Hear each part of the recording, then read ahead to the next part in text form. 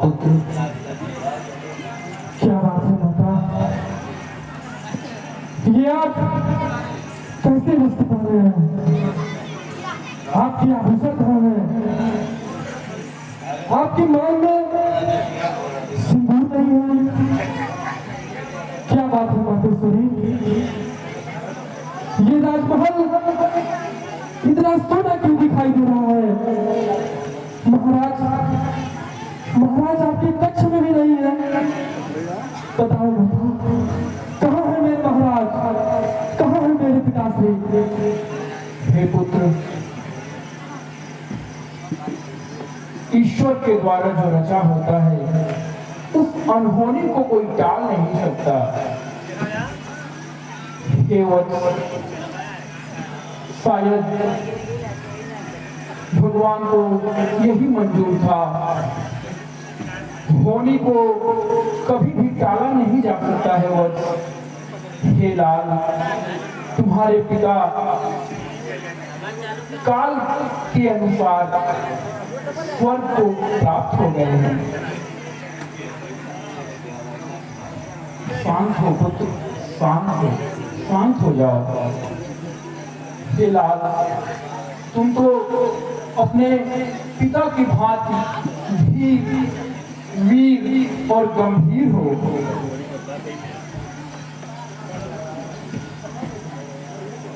हे भरत,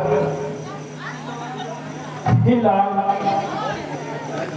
वीर पुरुष विपत्ति के समय अपना आपा नहीं खोते हैं। तुम तो वेदों के ज्ञाता हो, तुम्हें ये भली भांति ज्ञात है कि विपत्ति के समय वीर पुरुष को क्या करना चाहिए। रास्ते भर मेरा हृदय भय से कांप रहा था।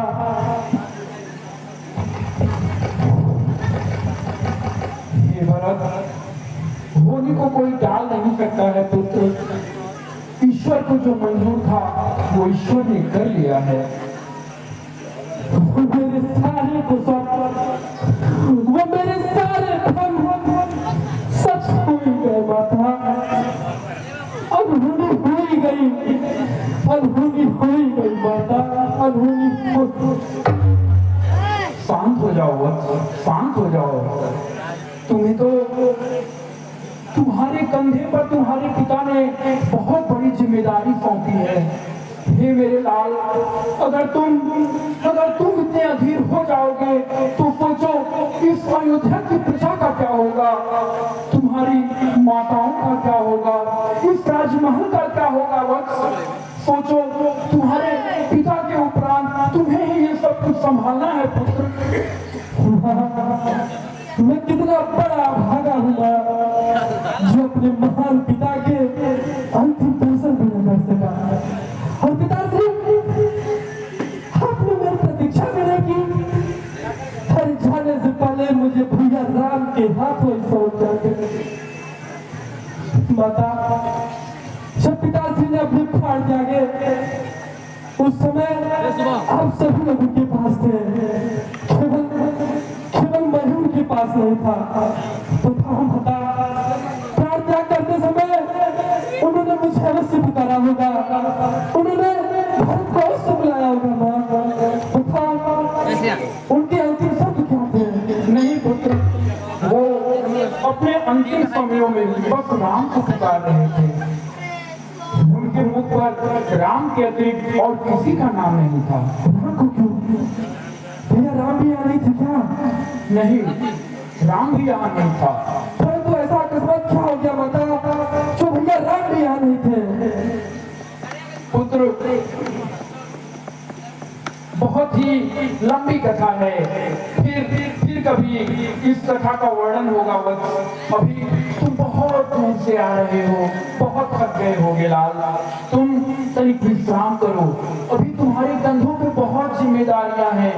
तुम्हें अपने पिता का अंतिम संस्कार करना है, तुम्हें इस सूनी अयोध्या में पुनः रंग भरना है।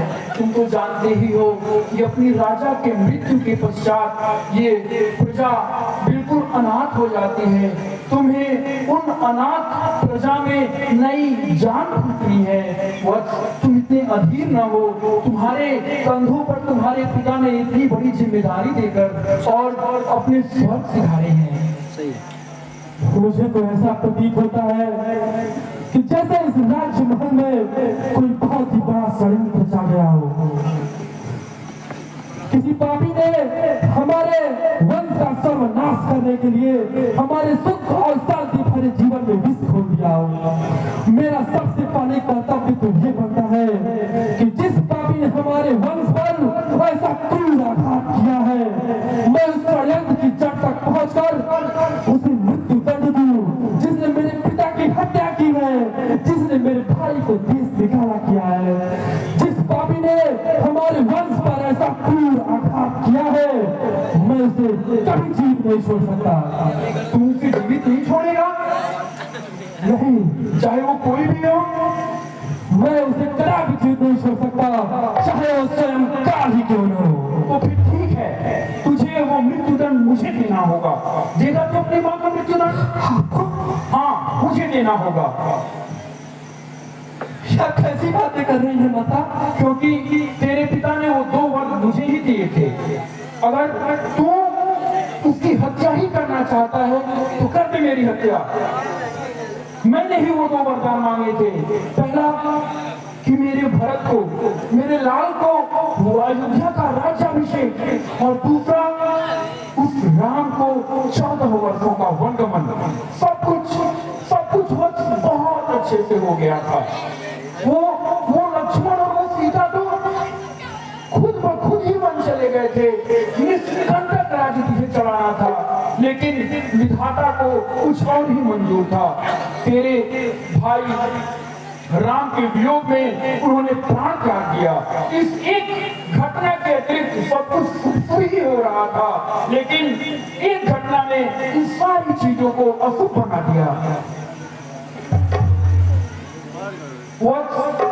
एक मां होने की वजह से मैंने तेरा सब प्रकार भला भी किया है।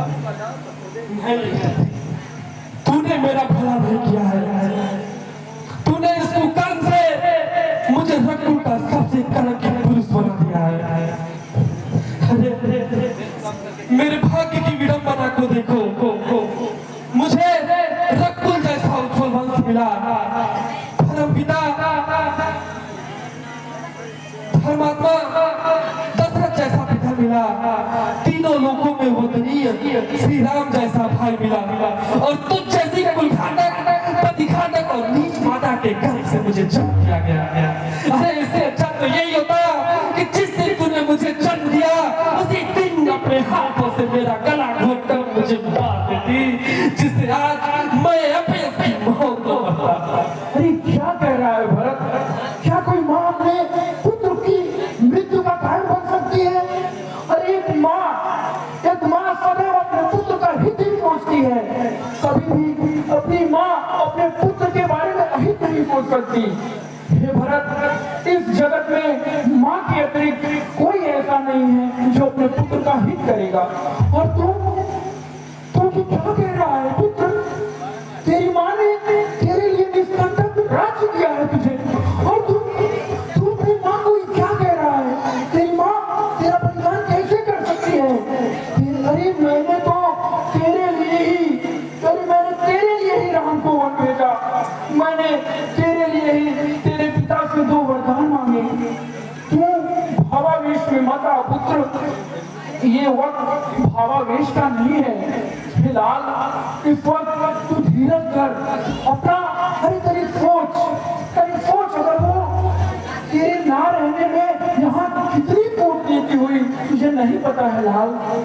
वो कौशल्या महाराज के साथ मिलकर राम का राज्याभिषेक करने वाली थी।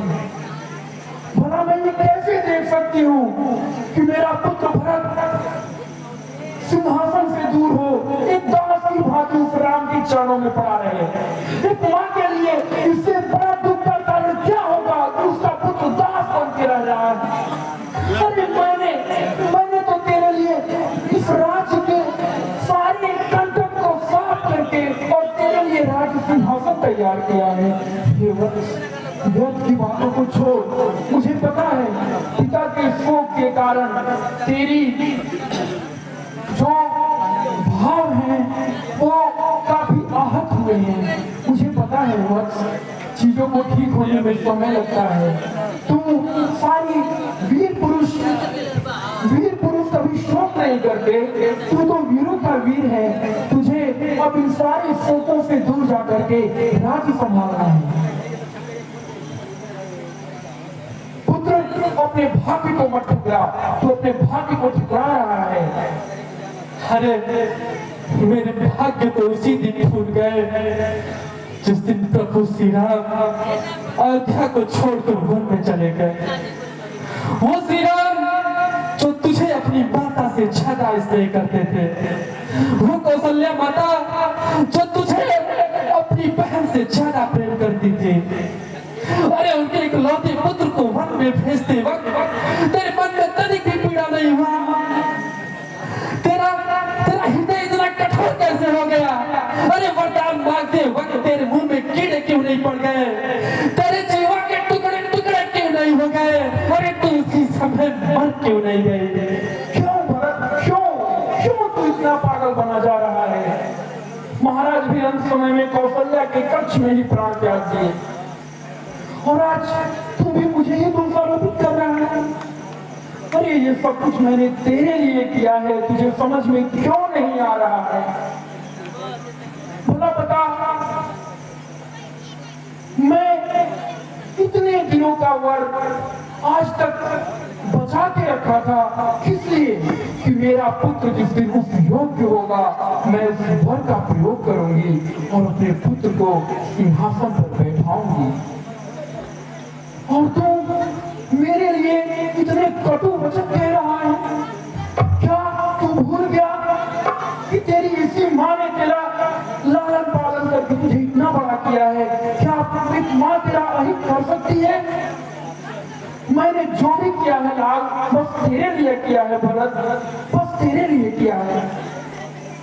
ये माँ जो माँ अपने चारों पुत्रों में सबसे ज्यादा जिसको स्नेह करती थी उसको वन में भेज दिया। मुझे तो विश्वास ही नहीं हो रहा है। अरे श्री राम से मनुष्य तो क्या पशु पक्षी भी प्रेम करते हैं और तू तो उनसे भी गिरी हुई निकली जो उन्हें घर से बाहर निकाल दिया। अरे तू कोई स्त्री नहीं, तू मानवता से गिरी कोई राक्षसी है, राक्षसी। नहीं भरत, नहीं, अपनी माँ के बारे में ऐसे कटु वचन मत कहो ऐसे कटु वचन। अरे मैं माँ हूँ, मैं माँ हूँ। नहीं, मैं माँ हूँ तुम्हारी। आज के बाद तू मेरी माता नहीं। नहीं भरत, आज के बाद तू मेरी माता नहीं। ऐसा मत कहो। अगर मेरी आवाज इस लोक से परलोक तक जा रही हो तो पिताजी आज आप भी सुन ले। आज आपके इस अभागे बेटे भरत ने कैकेयी का त्याग कर दिया है। नहीं पुत्र, नहीं। महारानी कैकेयी, अगर तुम एक स्त्री न होती तो मैं भी अपने इन हाथों से तुम्हारे टुकड़े टुकड़े कर देता। पाप के ऐसे जीवन की मूर्ति को जीवित छोड़ देना भी पाप है। परंतु ऐसा करने से कहीं मेरे राम भैया मेरा न त्याग कर दे, इसलिए मैं तुम्हें जीवित छोड़ रहा हूँ। नहीं भरत, लेकिन आज के बाद जिस कक्ष में मेरा बचपन मेरे पिताश्री के गोद में बीता, आज के बाद मैं इस कक्ष में भी वापस कभी नहीं आऊंगा, कभी नहीं आऊंगा। और आज के बाद मैं तुम्हारा एक कलंक चेहरा कभी नहीं देखूंगा, कभी नहीं देखूंगा। भरत रुक जाओ लाल, रुक जाओ।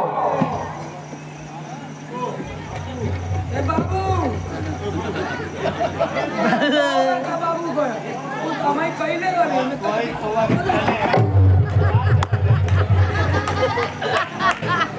दांत लगा